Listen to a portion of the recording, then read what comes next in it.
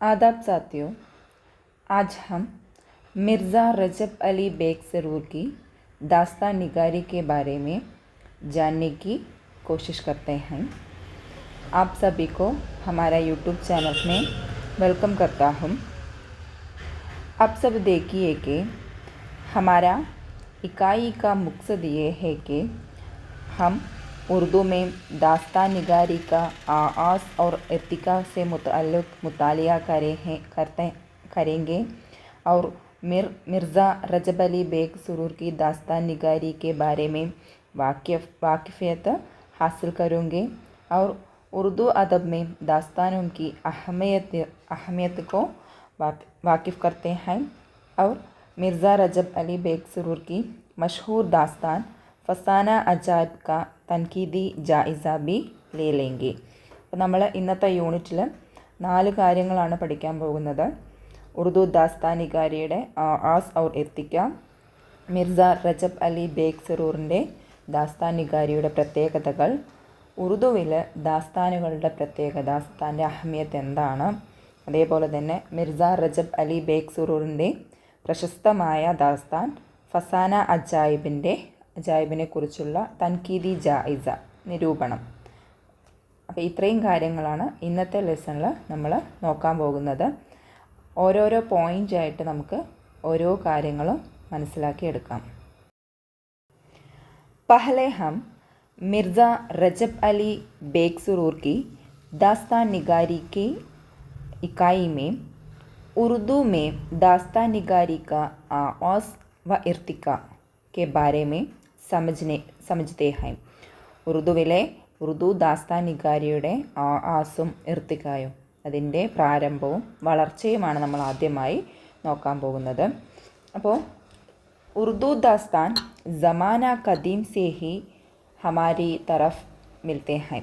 हमारे हिंदुस्तान में और हमारा दुनिया में ज़माना कदीम से ही दास्तान निगारी का आगाज़ हुआ है.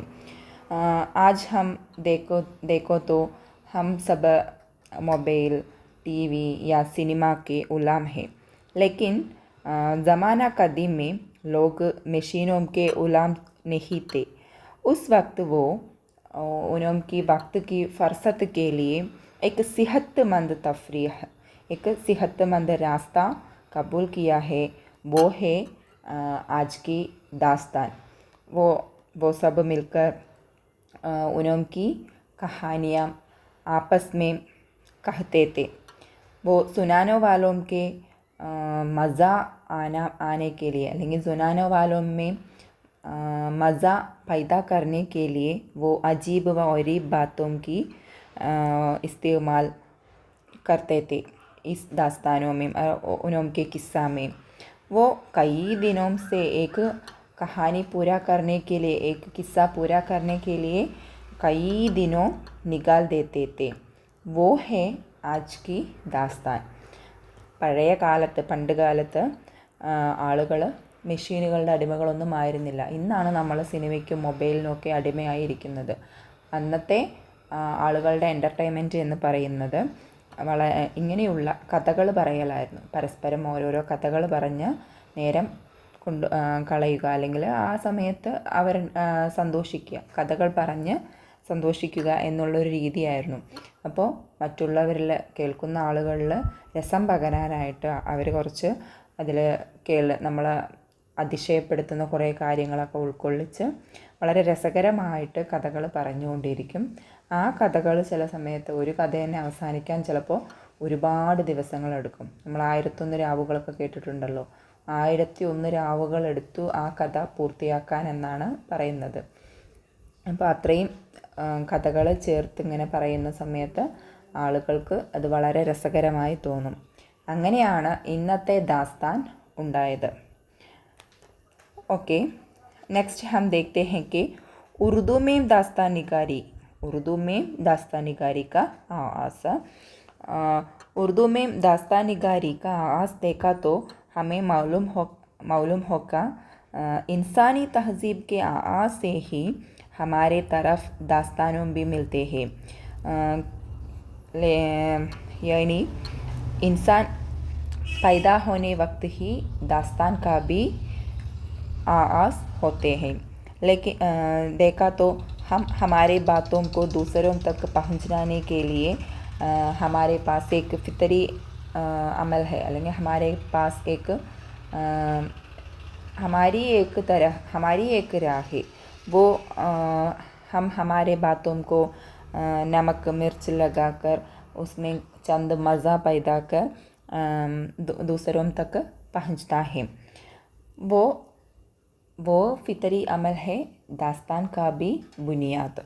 अपने घर वालों के पास जिन देव भूत प्रेत शिकार की कहानियाँ पुराने ज़माने में लोग कहते थे, वो सुनाने वाली कहानियाँ वो सुनने और सुनाने वाली कहानियाँ पहुँच कर दूसरी नस्लों तक आया।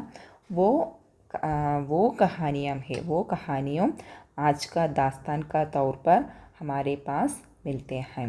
അപ്പോൾ ഇൻസാനി തഹദീബ്, മനുഷ്യൻ്റെ സംസ്കാരം നോക്കിക്കഴിഞ്ഞാൽ, മനുഷ്യൻ്റെ സംസ്കാരം നോക്കുകയാണെന്നുണ്ടെങ്കിൽ മാനുഷിക സംസ്കാരത്തിൽ ഇൻസാൻ എപ്പോഴാണോ ജനിക്കുന്നത്, ഒരു മനുഷ്യൻ ജനിക്കുമ്പോൾ തന്നെ ദാസ്താനും ശരിക്കും പറഞ്ഞു കഴിഞ്ഞാൽ പിറക്കുകയാണ്. നമ്മൾ നമ്മുടെ കാര്യങ്ങൾ മറ്റുള്ളവരിലേക്ക് എത്തിക്കുന്നു. അതുപോലെ തന്നെ മറ്റുള്ളവരുടെ കാര്യങ്ങൾ നമ്മൾ കുറച്ചും കൂടി ഉപ്പും മുളകൊക്കെ ചേർത്ത് കേൾക്കുന്നവർക്ക് കുറച്ചുകൂടി രസകരമാക്കാൻ വേണ്ടിയിട്ട് അതിനെ ഉപയോഗിക്കുന്നു. ആ ഒരു നമ്മളിൽ തന്നെ എല്ലാവർക്കും ദാസ്താൻ നിഗാരിക്ക് ഒരു കഴിവുണ്ട്. അതുതന്നെയാണ് ശരിക്കും പിൽക്കാലത്ത് ദാസ്താൻ എന്നുള്ള ഒരു നസരി അസ്നാഫായിട്ട് മാറുന്നത്. പണ്ട് കാലത്ത് ആളുകൾ അവരുടെ വീട്ടിൽ ജിന്നിൻ്റെയും ദേവിൻ്റെയും പ്രേതത്തിൻ്റെയും ഭൂതത്തിൻ്റെയും അവരവരുടെ വേട്ടകളുടെയൊക്കെ കഥകളൊക്കെ ഒരുമിച്ചിരുന്ന് പറയുമായിരുന്നു. ഈ കഥകൾ കൈമാറിയാണ് ഇന്നത്തെ ദാസ്താൻ എന്നുള്ള നസരി അസ്നാഫായിട്ട് മാറിയിരിക്കുന്നത്. നെക്സ്റ്റ് ടോപ്പിക് दास्तान के अज्ज़ाए तरकीबी हैं। दास्तान के अज्ज़ाए तरकीबी, हम मालूम है कि दास्तान के लिए 6 अज्ज़ाए होते हैं। ये 6 अज्ज़ाए से एक मुकम्मल दास्तान पूरा करते हैं। एक कामयाबी दास्तान के लिए ये 6 अज्ज़ाए की ज़रूरत है। और इसमें एक है तवालत, प्लॉट, किरदार निगारी, माफूकुल फितरत तनाज़िर, मंजर निगारी और चौथे असलूब। तवालत हमको जानता है कि तवालत है उस दास्तान की लंबाई, एक किस्सा को दूसरी किस्सा से बांध करने के वो तरीका है तवालत। और प्लॉट इस किस्से की तकरार है। एक किस्सा दूसरे किस्से को एक खास तरीका में बांध करते हैं, इसलिए इसको हम प्लॉट कहते हैं। और है किरदार निगारी, वो दास्तानों की किरदार बादशाह, जिन, देव, परी और शहज़ादा शहज़ादी, वो है किरदार निगारी।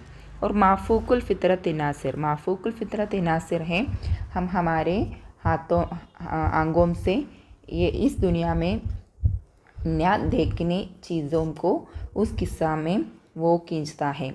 जैसा जिन, देव, परी, वो जिन को हम नहीं देखा है इस दुनिया में, वो जिन इस दुनिया की एक शख्स नहीं है, लेकिन उसको वो माफूकुल फितरत नासिर के तौर तरीका में दास्तान में हिस्सा लेते हैं। और मंजर निगारी है एक चीज़ या एक वाक़या को हमारे आंगों के सामने एक सिनेमा की तरह वो खींचता है। यानी हम एक गुलाब को पेश करते तो उसकी रंग, उसकी नज़ाकत, वो सब हमारे आंखों में बर करते हैं। उन्होंने अल्फाजों के जरिए ये फूल की तस्वीर हमारे सामने खींचते हैं, वो है मंजर निगारी। और अगला है असलूब वो है उस दास्तान निगार का ഖയാൽ, ജബാൻ, वो सारा. അപ്പോൾ 6 തരത്തിലാണ് 6 അജ്സായ തർക്കീബികളാണ് ദാസ്താനുള്ളത്. ത്വവാലത്ത് എന്ന് വെച്ചാൽ ആ കഥയുടെ ത്വവാലത്ത് നീളം, നമ്മൾ പറയുമല്ലോ ഒരു കഥ അടുത്ത കഥയുമായിട്ട് ചേർക്കുന്ന ആ ഒരു രീതി. അടുത്തത് പ്ലോട്ടാണ്. ഒരു കഥയെ മറ്റൊരു കഥയുമായിട്ട് ഒരു പ്രത്യേക രീതിയിലായിരിക്കും ബന്ധിപ്പിച്ചിട്ടുണ്ടാവുക. ഒരു കഥ കഴിഞ്ഞ് 1ാമത്തെ പേജ് കഴിഞ്ഞ് നമ്മൾ ഒരിക്കലും 10ാമത്തെ വെക്കില്ല. അപ്പോൾ 1ാമത്തെ കഴിഞ്ഞ് 2, 2 കഴിഞ്ഞ് 3 അങ്ങനെയാണ് വയ്ക്കുള്ളൂ. അതിനെയാണ് നമ്മൾ ആ ഒരു ഓർഡറിനെയാണ് പ്ലോട്ട് എന്ന് പറയുന്നത്. കിർദാർ നിഗാരി അതിലുള്ള കഥാപാത്രങ്ങൾ. അടുത്തത് മാഫൂക്കുൽ ഫിത്ര തനാസിർ. മാഫൂക്കുൽ ഫിത്ര തനാസിർ നമ്മൾ കാണാൻ കഴിയാത്ത ഒയർമൂലിയായിട്ടുള്ള കാര്യങ്ങളുടെ ചിത്രീകരണം. മൻസർ നിഗാരി ആ കഥയിലെ ഓരോ ചിത്രങ്ങളും അല്ലെങ്കിൽ ഓരോരോ കഥാപാത്രങ്ങളെയൊക്കെ നമ്മുടെ മുന്നിൽ ചിത്രീകരിക്കുന്ന ആ ഒരു കഴിവ്. അടുത്തത് അസ്ലൂബാണ്. അസ്ലൂബ് ആ എഴുത്തുകാരൻ്റെ ഭാവന, ഭാഷ, പ്രയോഗങ്ങൾ അതൊക്കെയാണ് അസ്ലൂബിൽ വരുന്നത്. ഓക്കെ, हम अब मिर्ज़ा रजब अली बेग सुरूर की दास्तान निगारी के बारे में और मिर्ज़ा रजब अली बेग सुरूर के बारे में चंद अहम बातें देखें.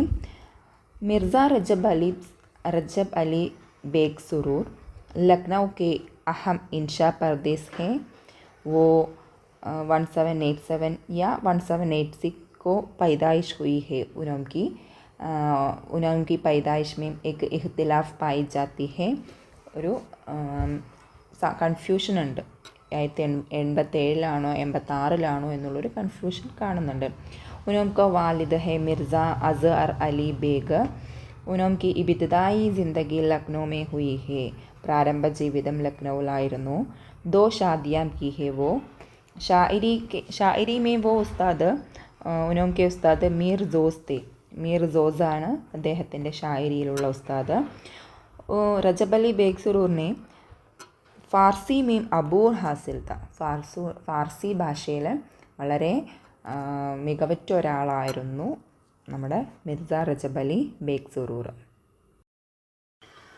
और मिर्ज़ा रजब अली बेग सुरूर को सिपागिरी और म्यूसिकी में रग़बत था. सिपागिरी और म्यूसिकലും സിപ്പാഗിരിയിലും. പാൻസി की सज़ा मिला है लेकिन वो बच गया है. പാൻസി തൂക്കുകയർ കെട്ടിയിട്ടുണ്ടായിരുന്നു. കൊലക്കുറ്റം അല്ലെങ്കിൽ കൊല്ലണം എന്നുള്ള ആ ഒരു ശിക്ഷ നൽകിയിട്ടുണ്ടായിരുന്നു. പക്ഷേ वो बच गया है इससे. बादशाह औज़ीद्दीन हैदर के अहद में जलावतन करके कानपुर बेचा. കാൻപൂർ ജലാവത്തൻ നാടുകടത്തി കാൻപൂരിലേക്ക് औज़ीद्दीन ഹൈദറിൻ്റെ കാലഘട്ടത്ത്. और नसीरुद्दीन के अहद में लखनऊ वापस आया है. और नसीरुद्दीन के अहद लखनऊ आया. वो तहरीरों और हुतूत में खूब फरमाइश नसीरुद्दीन हैदर की किया है. നസീറുദ്ദീൻ്റെ ഒരുപാട് ഗുണങ്ങളെല്ലാം അദ്ദേഹത്തിൻ്റെ കഥകളിലും തഹരീറുകളിലൊക്കെ വിവരിച്ചിട്ടുണ്ട്. वो उसके बाद मोहम्मद अली शाह, वाजिद अली शाह, अमजद अली शाह उनकी अहद भी देखा है. वो वाजिद अली शाह के अहद में उनकी तहरीर लिखने की, तारीख़ी तहरीर लिखने की मुलाजिमत किया है. ഇവിടുത്തെ ചരിത്രം എഴുതുന്ന മുലാസിമത്ത് ലഭിച്ചു. वो उन्होंने गालिब से मुलाकात हुआ है. वो दिल्ली और बनारस गया है. उस वक्त गालिब को भी देखा है. और बनारस के राजा ईश्वर प्रसाद नारायण सिंह ने उन्होंने मुलाजिमत दी है. उस वक्त उनको 75 साल हुआ था. उन्होंने 1869 को इंतकाल हुआ है. उनकी इंतकाल 1869 को हुआ है.